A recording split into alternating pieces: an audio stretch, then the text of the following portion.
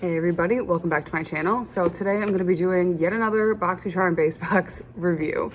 I've been a Boxycharm Base Box subscriber for a very long time. I only think the base box is worth it. You can go back and look at all of my old videos. I kind of explain why I'm only a base box subscriber and why I think that's the only one that's worth it. So this is the February base box. I'm just gonna go through and show you what I got because there's definitely some hits and misses and I always have thoughts. So let's just go ahead and get into it. The first product was, let's just get the choice out of the way. The choices didn't thrill me this month, so I ended up getting the Saturday Skin Yuzu Vitamin C Eye Cream. Yeah, I mean, I haven't tried anything from Saturday Skin. I know that they were sold at Sephora at one point. I don't know if they still are. I don't know if this has a, oh yeah, it has a little stopper in here. I don't really want to open it because I'm currently using an eye cream. So there's no point in having two open, but I mean, it's nice to have an eye cream, I guess. So I'm not upset about it, but I think the choices weren't that great, which is why I ended up with an eye cream. I do think that this has a decent value. They say it's a buttery eye cream with yuzu fruit, vitamin C, niacinamide, and it retails for $32. That's a lot of money for an eye cream. But I do believe this is a good brand. And I don't know if you can get it at Sephora still. I don't know. So I'm excited to give that a try, but it won't be for a little while because I have so many things of skincare open already. Okay, let's talk about this next. This is the OPV Beauty Loose Setting Powder. So it's a translucent, it's dirty because I've used it, a translucent setting powder. So they say perfect for setting your foundation or wearing alone. I've never worn a setting powder by itself. Let me know if you have.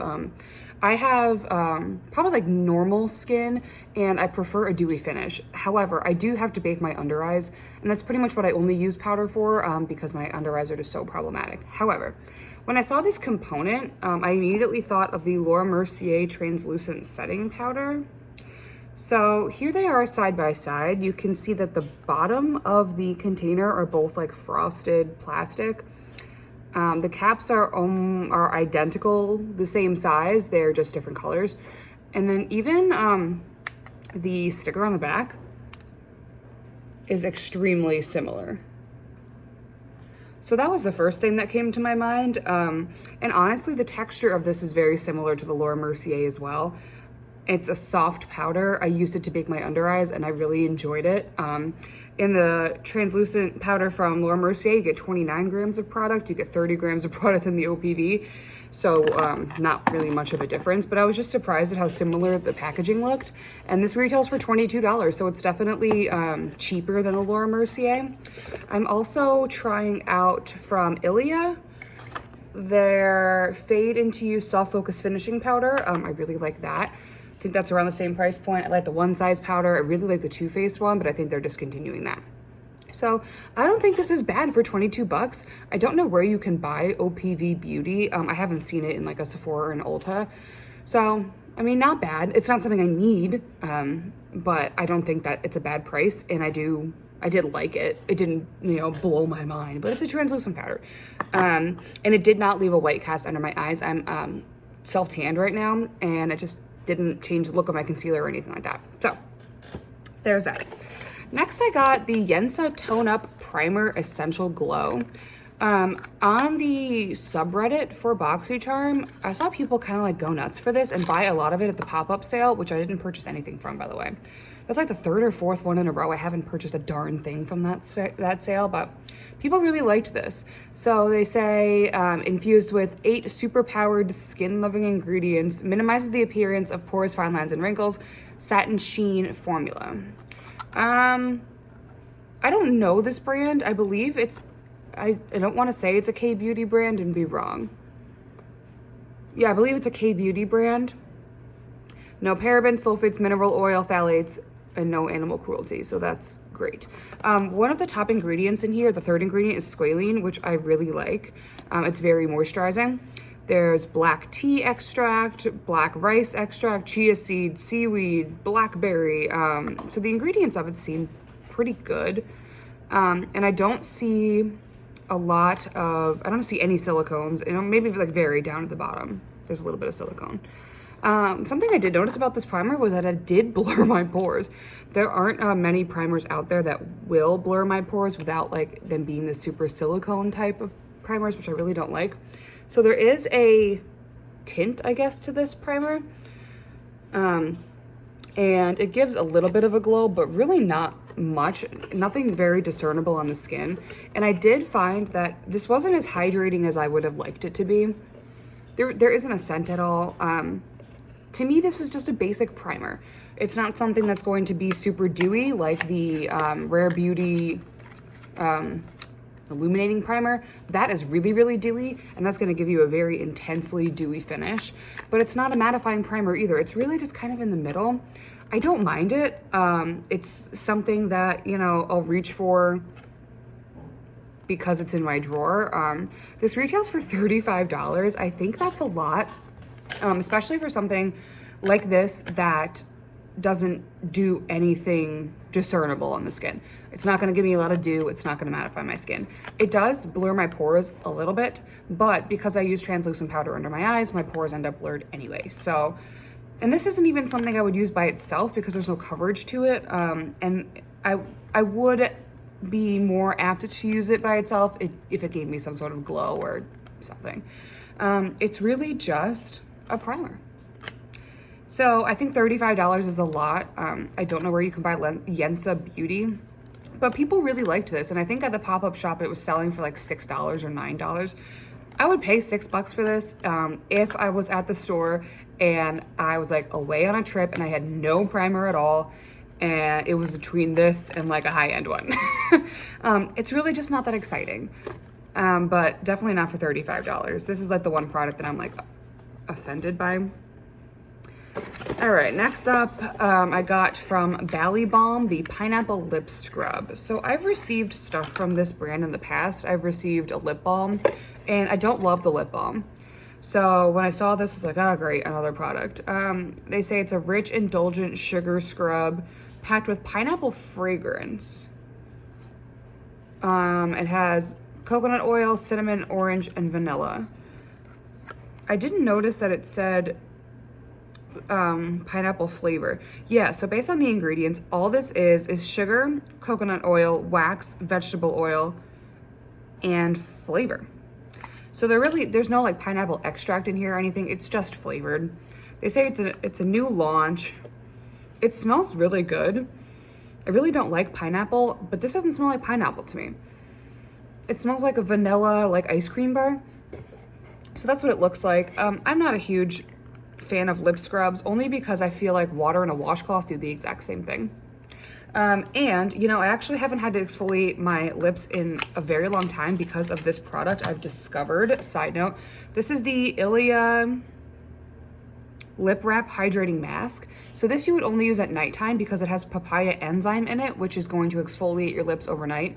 So when I wake up, I don't really have like dead skin on my lips anymore. So I don't need something like this because I have this, the Ilia. So if you want more of a lip balm that's not abrasive, that's you can just put on overnight and it's going to exfoliate your lips, I would go for something like this. These can be pretty harsh, especially it is the winter time now, and you know your skin can be more sensitive and more dry, and I just don't love a physical exfoliant of this nature. Meh. It retails for $23. I think that's a lot of money for sugar, wax, and flavor. I know the e.l.f. lip scrub is really good. It's $5. It's in like a lipstick type of format. That's what I would get, or get something like this because it's going to hydrate your lips and exfoliate at the same time. So then you don't really need to use these like harsh scrubbers. So wasn't too thrilled with that. I probably will give that away. Okay, the last thing in the box threw me for a loop. So this is the box, and I'll tell you why I only have the box. So this is the Alley-Oop Multitasker 4-in-1 Makeup Brush box. So I received a product from Alley-Oop, I think like a couple Boxycharms ago, and it was that makeup pen, and it looked like one of those pens we used to have in the 90s where you like press down and different colors show up. So that one I ended up keeping, I think, just for the lip liner maybe? I don't have it here. Maybe I gave it away. I truly cannot recall if I must have given it away. That's how important that product was to me. So when I saw this, I was like, I didn't really love the other product. So this is a brush. This is what it looks like. So up on the top, you have a angled, what I consider a blush brush. On this side, you have a sponge. When you twist these open, each side comes open. On this side, you have an angled liner brush, and on this side, you have a flat shader brush. And when I say flat shader brush, I want to show you an example of what I'm talking about. This is the Jaclyn Hill Morphe JH51. It looks exactly like this, so keep that in mind. So, when I saw what the brushes were, I was not happy. Why is my baby crying? Baby's crying, let's go. Do your babies have like a radar for, like, if they're crying, obviously you get up. They know when you get up and then they stop crying. Do your babies do that? Okay. So anyway, that is what comes in this brush set. So when I first opened it up, I was super, super disappointed, and I will tell you why. I really like this brush. The reason I don't have it is because I'm about to leave on a trip and I packed it. So I'm gonna leave in like an hour and it's in my makeup bag, totally packed away. So this is an angled blush brush. Do I have a similar one to show you? I do. I don't know where it is. Okay, it looks exactly like this. This is the Sephora 93, exactly like this. On the other end is a sponge. The sponge is not detachable. I used it today to blend out my concealer. It was fine. I used it as well to like kind of bake my under eye. I like it for that. I like it for applying eye primer. However, the one thing about it is it's not detachable. So there really isn't a good way to take it off and wash it. I worry that if you were to wash it just as is attached to the brush handle, that it will affect the glue inside and like essentially like break the brush.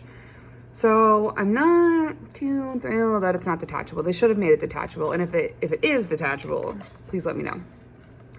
But I did enjoy it for those three things: the eye primer, the concealer, and then the setting powder. I did like it for that. Where it really disappointed me was the stuff that was inside, the two brushes that they included on the inside. And I really think they dropped the ball on this, which was very sad to me. So let me get that brush for you again so I can show you exactly what I am talking about. Okay, so this is one of the brushes that was inside, a flat shader brush. And this is not the one I want to show you. Where is it? Now I can't find it, but it looks similar to this one. Where is it? I just had it in my hand. I don't know. Okay, so this is similar. This is the Sephora Pro Crease 27. The problem with this, and the one that they've included in that, is that it's not a crease brush. They call it, do they call it a flat, what do they call it? A medium shadow brush. It's not a crease brush. So it's not something I can use as like a transition or like to blend anything out. Like it's really for packing on like shimmer shades.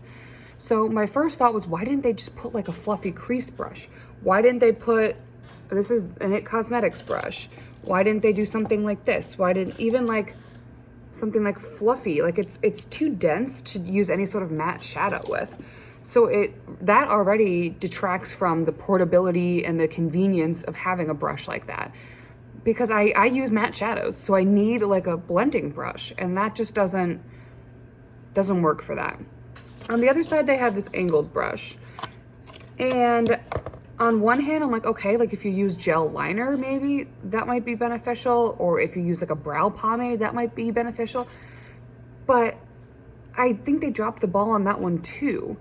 I personally don't use an angled liner brush like that.